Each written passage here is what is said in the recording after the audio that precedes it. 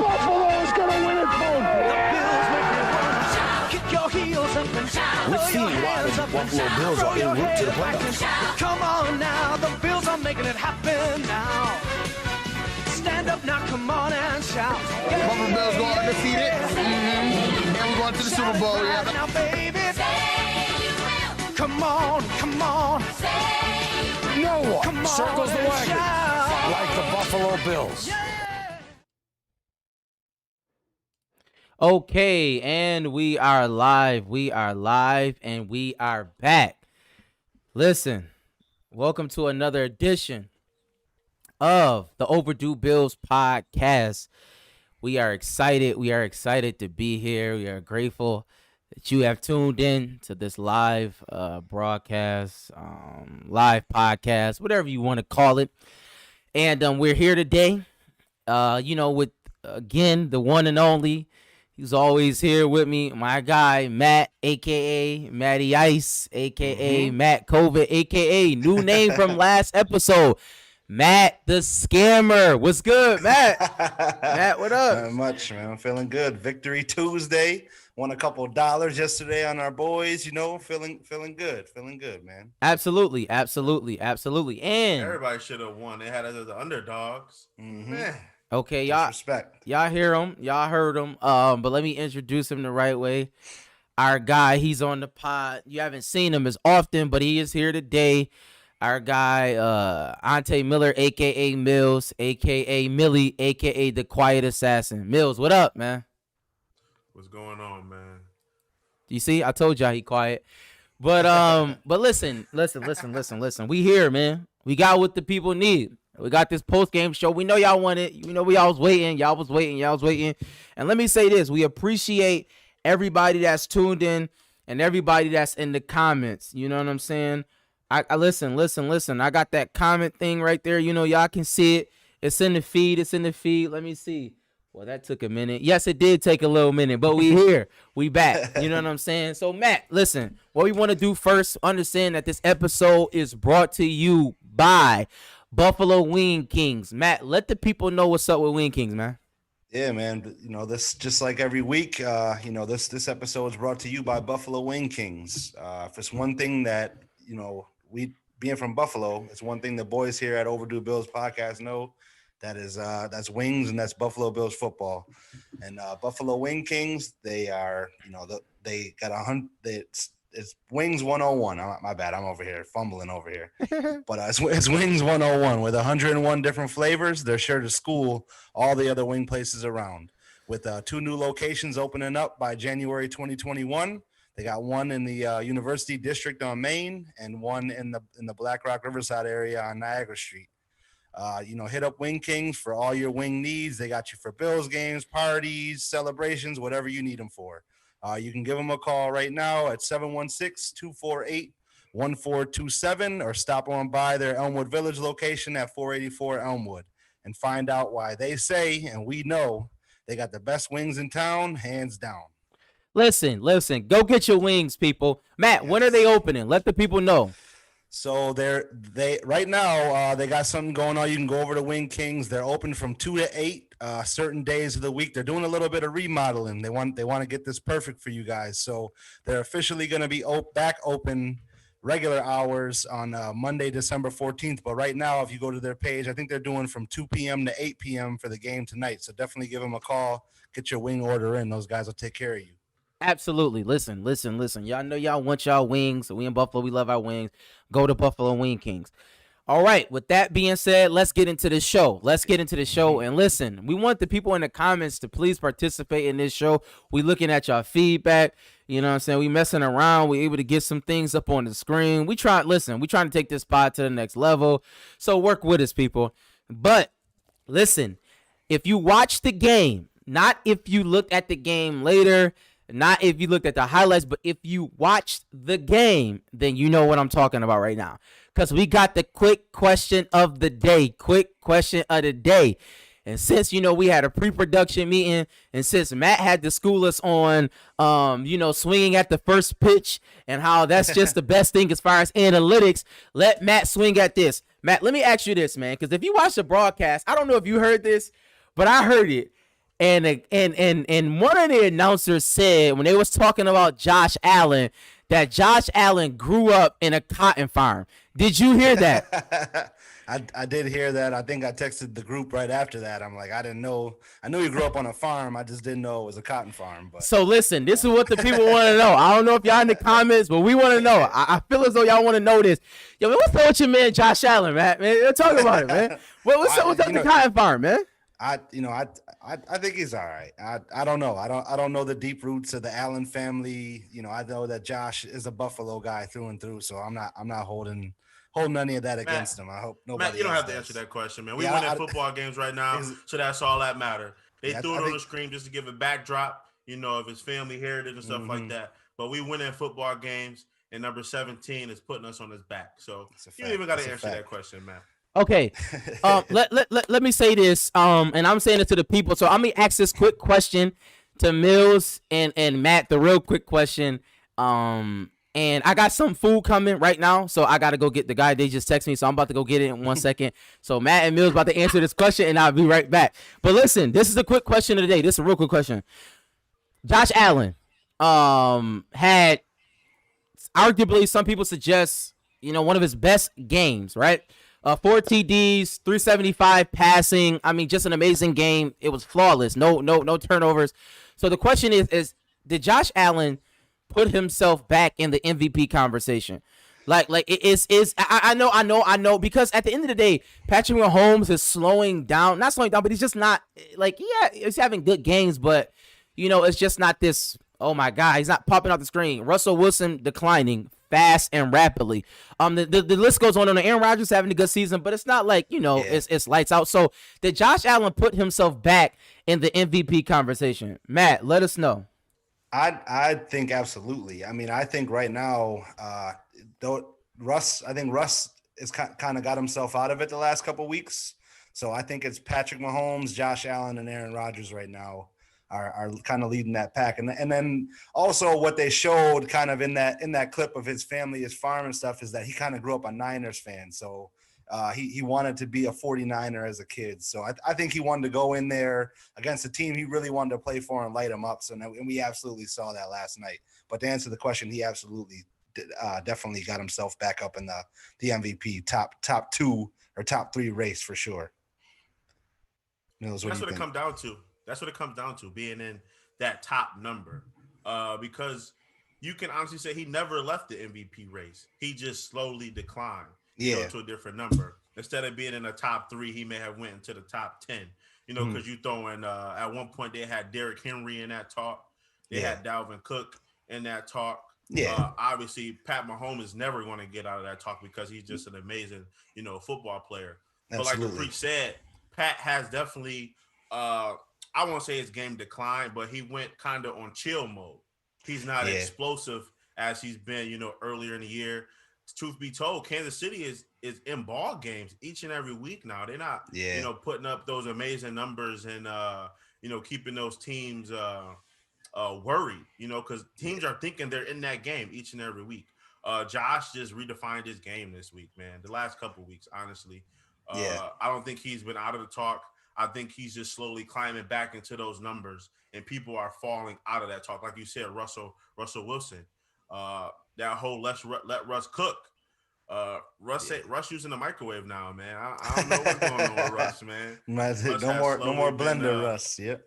Yeah, he's slowly been declining, man. His numbers and production hasn't been as great as it has been, early in the season. Truth be told, since they played Buffalo, it seemed like Buffalo changed their season, man. Yeah. Yep. No doubt. And then we talked about the MVP race. Then we want to kind of get to the different side of it. I don't know if anybody watched the Jets over the weekend. They gave up a Hail Mary at the end of the game to lose yet another game with 4 seconds left that they should have won. And Greg Williams got fired for sending an all-out blitz on a Hail Mary play and kind of let Henry Ruggs, who's arguably the fastest receiver in the league, get behind that defense. So many people are saying they're tanking, and we want to kind of talk about, we're obviously not in a position to tank, but we've kind of seen it over the years. What do you think, Mills, like is the benefits of maybe tanking, or like what's the reality of tanking? When it comes to a team like that. To speak on that play real quick is Mhm. real quick just to speak on that specific play. Yeah. Like he did an all-out blitz. Okay, we Yeah. get that. But if they potentially made the sack, which they should have, because Derek Carr had about 3 seconds in the pocket. Yeah. He wasn't comfortable back there. He had to maneuver, step up in the pocket. If they made that sack, that would have been, the Jets just won their first game of the season. Then the whole talk about the coaching would have been totally flipped. Don't get me wrong. He's been terrible all season, but it just so happened that they lost the game with, a couple seconds on the clock till Hail Mary. No, I agree. And then that's I just want to kind of talk about a little bit of tanking, but I'm going to get into like one of the comments here. Tara said, she thinks that last night's game really put us out there nationally, and I definitely agree. It's always like the no respect Bills. Just like look at Las Vegas. They made us a 1.5 point underdog to a team who was quote unquote banged up. They have Nick Mullins at the helm, who absolutely I was like this. I don't believe in Nick Mullins at all. That's ridiculous. So it's just like I think that one really vaulted us up into the national talks as more so than we have been, this whole season. Because I know the guys have been on us kind of every week, but this week for sure, we haven't won a Monday night game since Doug Flutie was under center in '99. So it's like that was huge. Hold on, because I'm getting text messages, people telling me y'all not talking about the Bills. I don't know what's going on. I just got about 6 tanking. Okay. About tanking. Okay. I'm sorry, people. I did have that in a rundown, but I wasn't there to put it in context. But nonetheless, I don't know what was said, but we can move on because the people want to hear about the Bills. Listen. We want you in the comments to participate. Listen, we got this feature here. We trying to work it out. We got the comments over here. And what you got, Wing Kings, bro? You got that special order of Wing Kings? Listen. They got 101 flavors. I ain't gonna tell you which one I got. But listen, moving right along. Let's get into this game. And this, I want to frame this conversation, everybody. I want us to put ourselves in the minds of the coaches, right? And when I say that, I mean McDermott, Dable, Frazier, right? We're in the mind of the coaches, all right? And this is what I want to start with. Because by all accounts, if you listen to the pundits on all of the shows and all that stuff, they said that this was our look-ahead game. Right? They said this was our look-ahead game. We was supposed to be looking ahead to the Steelers. They were undefeated at the time. They're not undefeated now, but we're going to talk about it. But they said we're looking ahead to the Steelers. We're looking past the 49ers. They have a down year, so on and so forth. But yet and still, yesterday we came out like gangbusters. So my question to you, Matt, is what did McDermott say to the people, say to our players going into the game? What do you think he said to get our players up? Because he's not necessarily a rah-rah coach, and this wasn't a rah-rah game. You know what I'm saying? We had some disrespect as far as the betting public is concerned. But what do you think McDermott said? And I want you in the comments, what do you think McDermott said to the players going into this game? Well, I think he had to kind of incorporate that into whatever he said. Is like, everybody kind of had the narrative as all the same primetime Bills. They're gonna mess it up on Monday night. They can't get over that Monday night hump. Vegas has us as an underdog. I don't know if he necessarily said that, but it's kind of like we went into a game where on paper we're a better team at every facet of the game, and these guys don't believe in us. So we need to go out there and let them know that we're here and we're going to be making this push towards the playoffs and deep into the playoffs. We're not the same old Bills. Mills, how you feel about it? What did McDermott say to the people? I agree with that, man. I agree that he said we aren't the same old Bills. New atmosphere, new mindset. We coming in here to win football games. We've been playing great thus far, and I don't see us turning backwards or going in the wrong direction. The Bills haven't won a Monday night game in almost 20 years. So it's time to make a statement. We got to make a statement. They have us losing this game. We're an underdog to a team with a losing record. Like, we're an underdog to a team with a losing record that's not even playing at their home field, and their entire starting lineup is hurt, and you got us losing. So we need to go out here. We need to make a statement and show them what Buffalo football is about. Listen, I agree with you wholeheartedly. I think McDermott, he did an amazing job getting our players ready for this game. They came out like gangbusters, and it's really showing the coaching prowess of a McDermott. And I listen.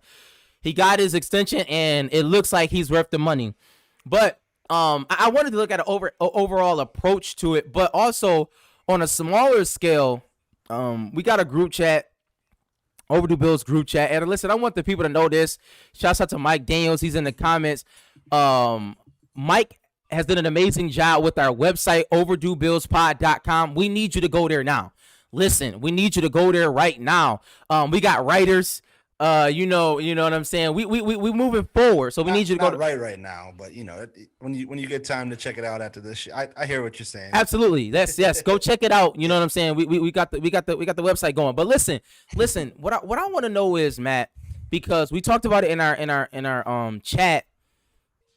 Dable, he called one of the best games we've seen, right? Yeah. Like literally since he's been the coach, he has called one of the best games we've seen. And they talked about on the broadcast how he's from, the area, and it looked like it. He called a really, really savvy game. Yeah. And what I wanted to know, Matt, what are some things that we did against the 49ers yesterday that we should keep doing moving forward? Like, what are some things that you saw, like, listen, we got to keep doing this moving forward? Well, I don't know that we necessarily did anything too new. I mean, we kind of just let Josh, make good decisions out there, and our guys won their matchups. Cole Beasley, Stephon Diggs. You got clips for days of those guys breaking angles, getting open. Dawson Knox, I think we bullied him into being a good tight end, and he kind of had his best game of the year last night. There was just a lot of different things that went on. I just think they got to keep it going forward. Keep winning your individual battles. I know I kind of preach it for all positions, but our wide receivers seem to do that every time. You got Gabriel Davis stepping up in the absence of John Brown. It's great. Okay, listen. So keep that going forward. That's what I say. I'm with you. And in the comments, I see it. Listen, I'm gonna let y'all know. Even in the comments, you still need to pause certain things.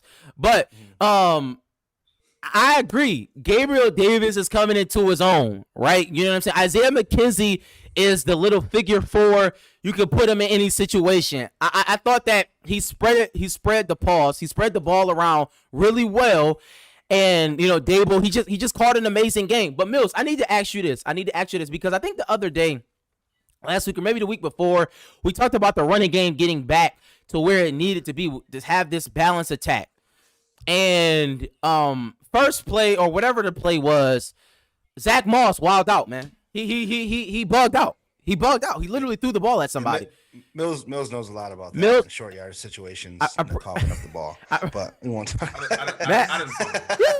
Listen. Matt went there. But what we can say is Mills has been a running back in his previous life, and he understands about keeping the, you know what I'm saying, and not closing it up too fast. So Mills, did you see enough from Devin Singletary to just say, all right, let's move forward with him and him alone? Or is it like should we trust Zach Moss again? What do you feel? I think you go with the high hand. We've been pretty balanced with the two running backs, pretty much giving them an equal share of carries. But coaching did what coaching should have done. You turned the ball over in a crucial time, in bad positioning, and you get benched. I think he got one carry after that specific, fumble. And that's what you do. You got to teach these players a lesson. You got the game on the line, and the game isn't, in our hands at that moment, but it's really a close game. And we're on our 2-yard line, I believe. And you don't let the ball come to you. You try to, close your arms too early. The ball slipped out your hands and goes right over to the defense. And I appreciate the coach and pulling him out the game, yanking him, letting him know this is not what we about to do. You know what I mean? You here, we paid you this money. You're here to play football, and we expect you to do what you got to do to get the job done. And you failed. You fumbled the ball at a crucial moment. But Singletary did what Singletary did. I think he had about 17, 18 carries for about 60 yards, 70 yards. Yeah, he got hurt early too, though. You can't discredit that. He definitely he was looking like he was gonna be looking a little better out of the gate, and he got hurt. But he had a couple good chunks. stuff to open up the field, throw a couple play actions in the game. But Yep. I think you just still keep doing what you're doing. We don't have that dominant running back like most teams do. A lot of teams really don't have it anymore. That dominant running back, you're giving the ball 25 times a game. But we have two ball carriers that have potential to be good, good role players. So I think you just keep mixing them both up and you ride the hot hand. Yep. Okay, I'm with that. And one of the things that we've seen yesterday, when I was watching the game, obviously one thing that stuck out to me is it was about the fourth quarter when they said this is the first time the Bills is punting. I mean, it was like, yo, this is crazy. Yeah. So my question is, and I need the people in the comments to keep commenting. We appreciate your comments. I'm trying to put them up on the screen. Is McDermott turning into like Riverboat Derm? Like, I mean, what's is that what we should do? Because I mean, we went for it. Like the 4th and 2 were the third. And let me say this. Let me just say this to Dable. I know he's listening. Stop hurrying up to the ball on 3rd down and running a stupid run play right up the middle. Stop doing that. We got to stop doing that. That is the dumbest thing we've ever done. Stop doing that. But let's move forward because he did have a good game. So, do you think that we should continue this? Like, yo, let's go for it. Like, no holds bars. Like, even what you feel, Mills? It's all about efficiency, right? If you're efficient at something, you keep doing it. And I think coming into this game, we knew that this was a game that we should win. You look at the opposing team and you look at their talent and, lining up player to player, we should win this battle. And it's like me playing, you are Matt and Madden. Like, I know I'm probably better than y'all in Madden, so I'm going to go for it on 4th down every time because I know you can't score. In the Bills, I'm pretty sure they knew that, Leslie Frazier, Sean McDermott, they knew that San Fran was going to have difficulty in scoring. So if you're in that safe zone where you have, where you can take a turnover on 4th down, on the goal line, when you're across the 50, stuff like that, you can take that because, they don't have the skill set to get the ball to the other end and punch it into the end zone.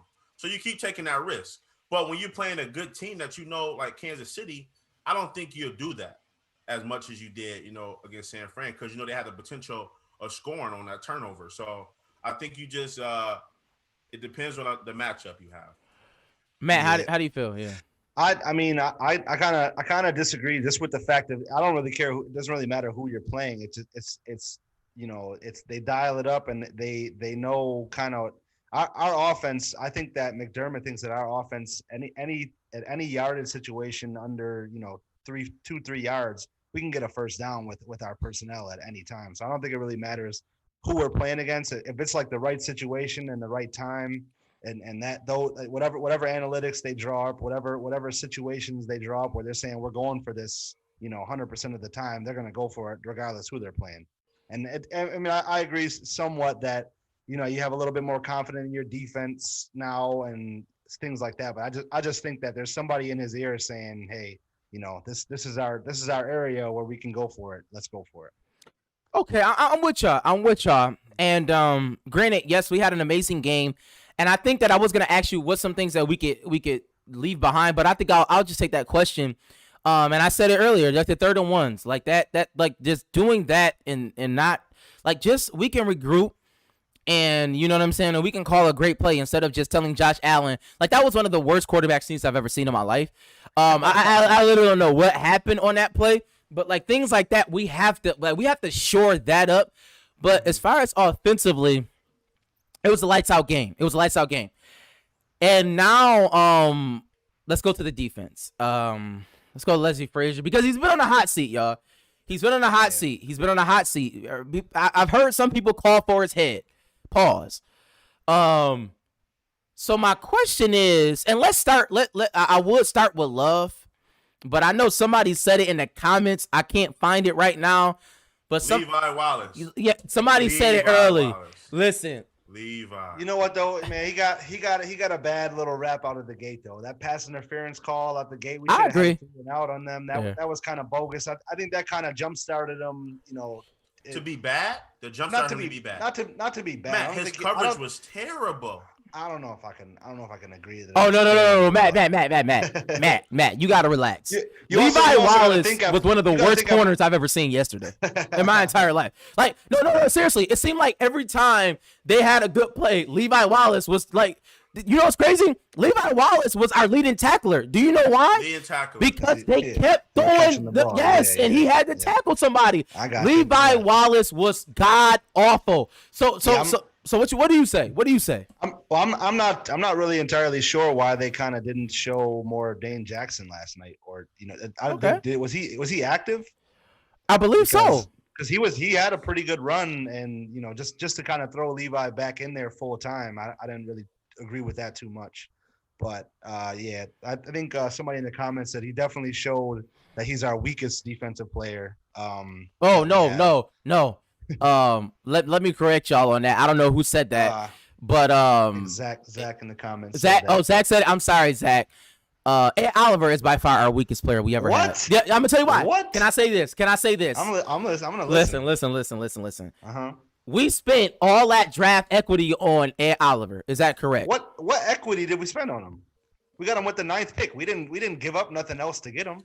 We had the 9th pick. The 9th pick is equity. That's a high draft. That's a top 10 draft pick. No, you're right. You're right.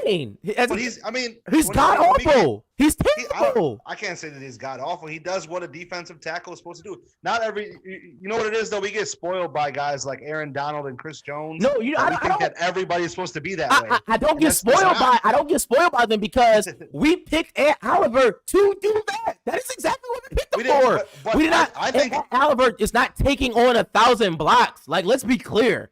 He's definitely back in every play, and if you watch, I was watching the game. He's back there. I was watching it too. He's back there every time. He's disrupting things. I think he needs to get in better condition. For a fact, I think he needs to figure some things out. You know what I'm saying? But that's neither here nor there. From me looking at it though, I'm looking at it as he has the job to disrupt things. So guys like Edmonds and Milano, they can play free and clean stuff up, Tremaine Edmonds has been the Tremaine Edmonds we thought that he was. We thought that he was the past couple games. Tremaine Edmonds. That's definitely what a lineman wants. He's been playing great. A lineman wants to be free. Okay, let me say this. Let me say this real quick. For those in the comments, let's put this up to a vote. Okay, who is our worst? Obviously, Levi Wallace. I'm probably sure y'all gonna say that. But between Levi Wallace and Ed Oliver, I need to see it right now. Who is worse, Levi Wallace or Ed Oliver? Please, in the comments, write it now. I'm about to put it up on the screen and tally it up to see. You know what I'm saying? But we can move on. I want to see it right now. Who's worse, Levi Wallace or Ed Oliver? Let me ask y'all this. Mm-hmm. Do you think, because we're getting healthy on the defense, right? Yeah. So AJ Klein is coming into his own, like, you know what I'm saying? Matt Milano came. So my question is, was it just a question of health why our defense wasn't playing as good? Or is it something that we're doing differently? Matt, can you answer that? Because at the end of the day, we held them as far as the rushing. Like, they didn't just run all over us. You know what I'm saying? They had some decent plays, but I thought we've been playing good as a defense. So what do you think it is, Matt? You know what?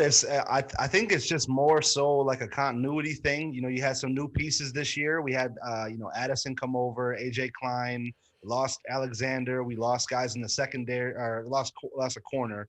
I think it was, we kind of had the luxury of our offense being so good that the defense kind of got the chance to catch up, and now they're kind of caught up, and they're being the defense, or at least most, like 80% of the defense that we thought that they were going to be in the beginning of the season. Because I know we all talked about it in the beginning of the year. Our defense is going to be the best thing going for us, before the season, obviously. But I think our offense gave them the luxury of kind of getting it together, and we're seeing the product of that these last couple of weeks. I hear you.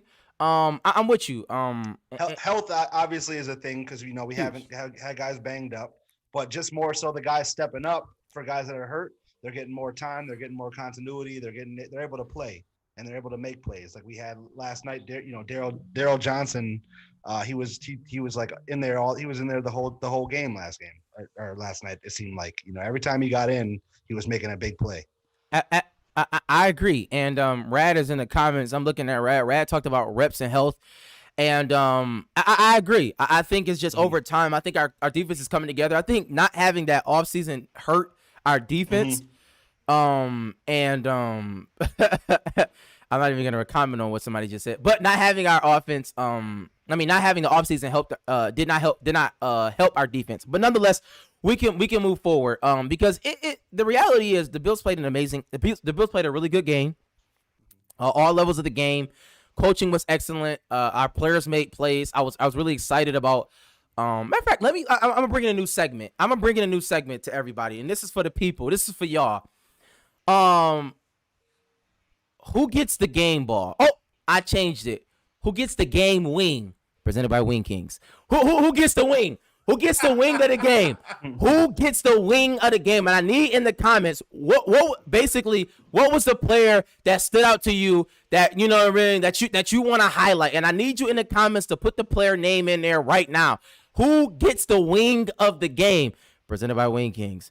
Matt, you want to tweet? I'm gonna go with Josh Allen. That's the easy answer for me.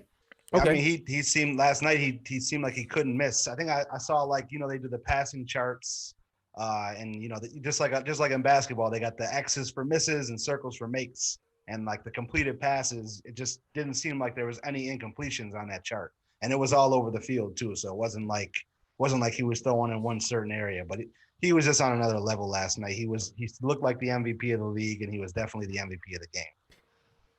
Mills. Who get the wing of the game? I agree with Matt. I go Josh Allen 100%. But I think that Josh is going to be the leader that he is, and he's going to break a piece of that wing off and give it to Cole Beasley, man. Oh my God. Cole Beasley definitely showed up yesterday, you know, and helped the offense out tremendously. I think he was 10 for 115 or something around there. Like in the first half, I think something crazy like that. He played an amazing game. He put the pressure on the defense. It enabled us to, you know, stretch out the field a little bit. Speaking of stretching out the field, that's one thing I noticed this game is we definitely used the field to our advantage. Absolutely. We had wide receivers outside the numbers. I mean, we spreaded the floor. I mean, spreaded the field totally, you know, to get that mobility for Josh to do what he had to do. But yeah, I definitely think Josh Allen deserves it, but I'm pretty sure he's gonna give a piece to Cole Beasley, man. I appreciate all the comments, and it looks like obviously Josh Allen has the bulk of it. I see Gabriel Davis, I think Springer in there. But for me, I'm gonna be honest, it's Tremaine Edmonds, and this is why. It was only one play. It was one play where he stuffed the guy at the line. I think it was in the they were about to score. It was a goal line stand. And I think Ed Oliver was in front of him and opened that hole for him too. That's what I mean. It's like you're.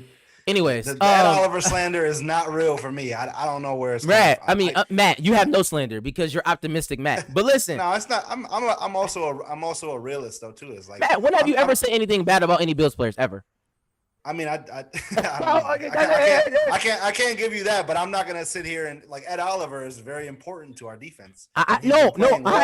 He does stuff on tape, and you see clips of him doing things that you know it doesn't show up on the stat sheet, but it shows up for everybody else. Okay, there's a reason why AJ Klein can have a 14 tackle game, or Tremaine Edmonds can make a goal line stand because of the disruption up front, right? And I think he's a big cog in that. I don't. But that's where we differ. That's me. That's where we differ. Thank you, Rad. Matt, cut it out. Thank you. So like I said, like Tremaine Edmonds, that was an amazing play. And the reason why it was so amazing because he's been having nagging injuries all throughout the season. And this game, and that, like, for him to step up and hold his ground in that play, I thought it was nothing short of amazing. Like, that was legit amazing. And I listen, we got our money's worth on that play. But the game was great. We won 34-24. We're excited. But the season must go on. And I know y'all want to talk about it. So let me ask y'all this. Last week I threw a curveball and I asked, should we start trying to position ourselves to get a specific playoff spot? And everybody said no. I'm cool with that. So let me ask the people this. Where's the Bills at in the AFC? Let's keep it a buck. Let's keep it all the way a G. You know what I'm saying? Where's the Bills at in the AFC? And I'm coming to Mills first because clearly in the standings, we got Pittsburgh is still on top even though they lost. The Chiefs, and then we're at 9-3. The only other 9-3 team is the Cleveland Browns, and then everybody else 8-4. You know what I mean? And then everybody else is sprinkled in. So the question is, and Rad is asking, are we going to Super Bowl? Rad, hold your horses. How do y'all feel? What's our position? And I need people in the comments to let us know. Are we the first? Are we the best team? Are we the second best team? Are we the third best team? Like, Mills, how do you feel? Where are we at in the AFC, man? Talk to us. I think we can compete for that number one spot. Wow. Like I stated when you were going to get your wings, that Kansas City has been in ball games the last couple of weeks. Like, they're not dominating. They're in ball games. It's coming down to like 1 or 2 possessions. Mm-hmm. And if we can continue to play like we played, yesterday and the week before that, we can go, head for head. Pause. With them. We can go. Okay. We can go play for play with Kansas City. I think we have potential to be that number one team. But I mean, if you look at the, by paper, we're probably, in that number 2 spot. But like I said, we can be that number 1 team. Pittsburgh, they barely win in games. They should have their record should probably be, I don't know, 8-3 maybe. But yeah, I think we have the potential to be that number 1 team in the AFC. And like Rad said, we can go to the Super Bowl, Rad. I ain't gonna hold you. And I'm calling off work. So if y'all expecting some mail, y'all not gonna get it. Matt, how you feel, man? So I think that we're second in the AFC, but I also am going to say this, that we're behind the Chiefs right now, and I don't think we're going to be able to catch up because I don't think they're going to lose another game. But I think that we're also 1-2 in the NFL, not just the AFC. I think that we're the 2 best teams in the NFL. Wow. We're better than the Saints? We're better than hell, yeah. We're better than the Saints. There's two teams right now that are 2 teams that they're pretty similar in shootout type offenses, and I think that's us and the Chiefs. Matt, listen, we don't call him optimistic Matt for no reason. You know what I'm saying? But I'm gonna keep it a stack bundle with everybody. I think the Bills are the top 5 team in football. I will say we're top 5. I have to see it. I have to see it. Where in the top 5 though? I don't. The thing is, here's the issue. And I'm gonna be, and this is full disclosure for me. Aaron Rodgers is still better than Josh Allen, right? He may be, but their total offense and their defense cannot hang with us. Okay. Their defense is awful. I understand what you're saying, but in the playoffs, we understand that the quarterback generally wins. Like, the better quarterback generally wins. Last year we seen it. Mm-hmm. We lost to a Texans team who was not better than us, but they just had a better quarterback. But so I'm saying this year, I'll still say Aaron Rodgers is better. Pat Mahomes is better. I think I'll still go with Sean Payton over McDermott as we speak right now. So I think we're about 4. Like, we're middling. You know what I mean? Around here, 3 or 4. Like, I'm with that, Rat. 3 or 4. And this is no slander, Tara Hogan. This is no slander. I'm just keeping it honest. But nonetheless, we can debate that all night. And we're about to close the show out. But we gotta preview this Steelers game just a little bit. This Steelers game. I mean, this is the game of the week, in my opinion. This is really for all the marbles. We have a chance to, take down the steel curtain. And so I want to come to Mills. Mills, what are you looking for in this Steelers game? Like, what is your eye on in this Steelers game? My eye is on our front 4, man. Okay. Because we have to get pressure on Big Ben. If we want to win this game, we need Pittsburgh to beat us on the ground. They have too many weapons on the outside, and like we already stated, Levi Wallace is horrible. So that means you got Levi Wallace matched up with Claypool some plays. You got to match up with Juju some plays. You know what I mean? And those aren't great matchups at all. I don't think we have enough firepower in the secondary to cover, their weapons. So we have to get pressure to Big Ben and have him make bad decisions.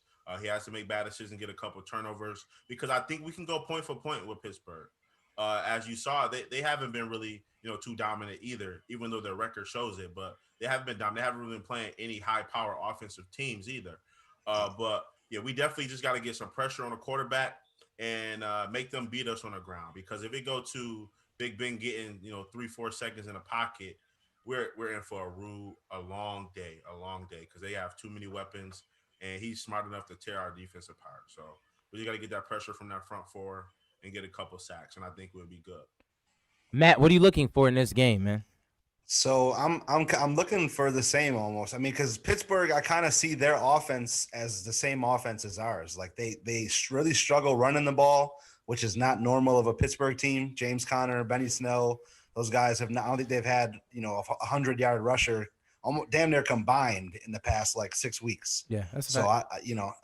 I think they're kind of similar to us in that fashion. And Big Ben, he's obviously getting older. He's not able to break out of stuff like he used to. I think that if we get to him, he will make a mistake or two, just like Mullins did last night, and throw a costly interception like he did against Washington. He threw the first pass for a pick that ended the game pretty much for them.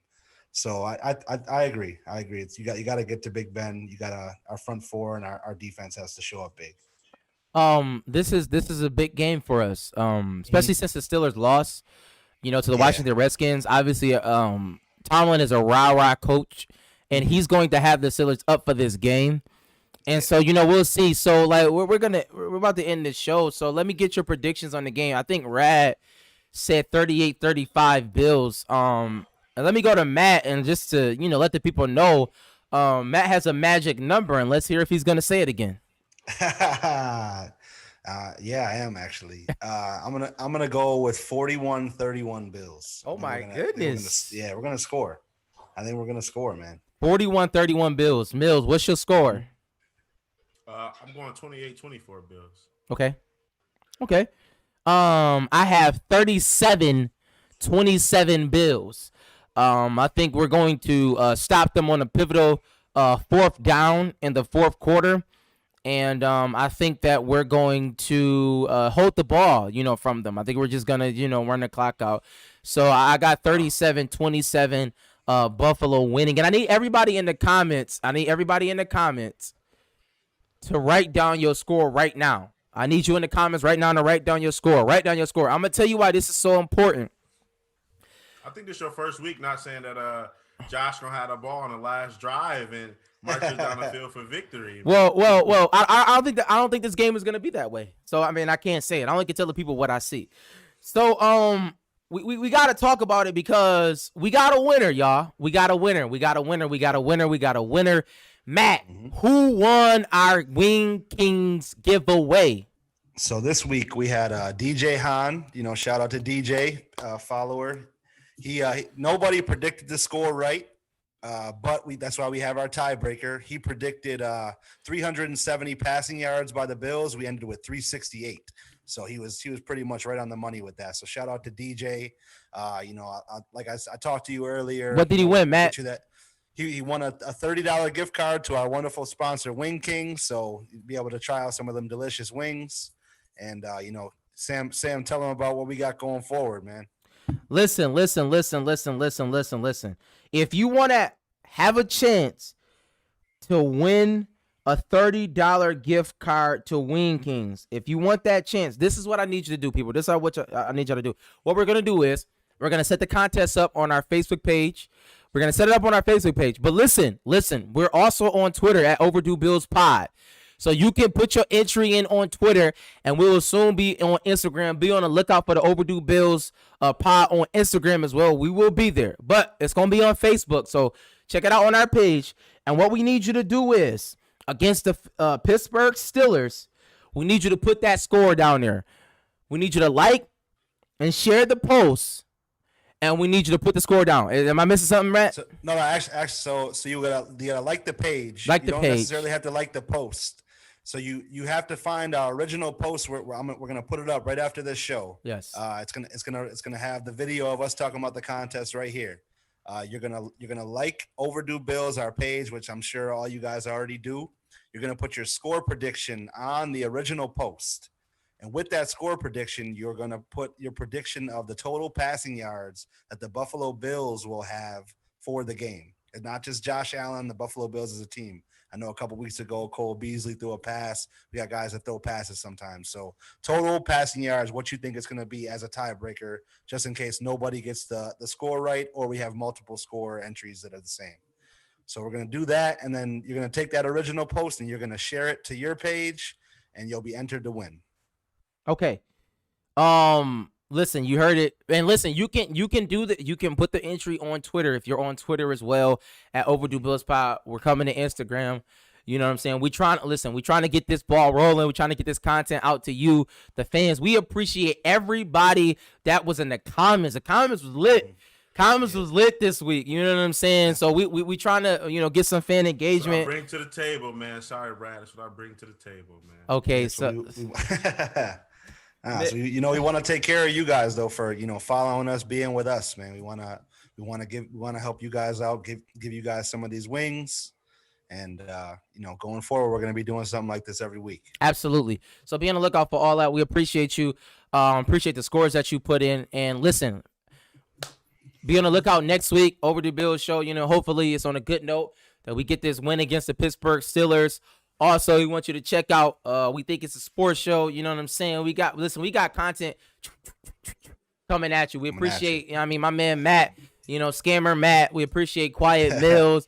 And yours truly, Preach. And as customary, as we end every show, we got to end with a little hey, hey, hey, hey. Hey, hey. All right, man. Thank y'all. We appreciate you. Thank you guys. Yep.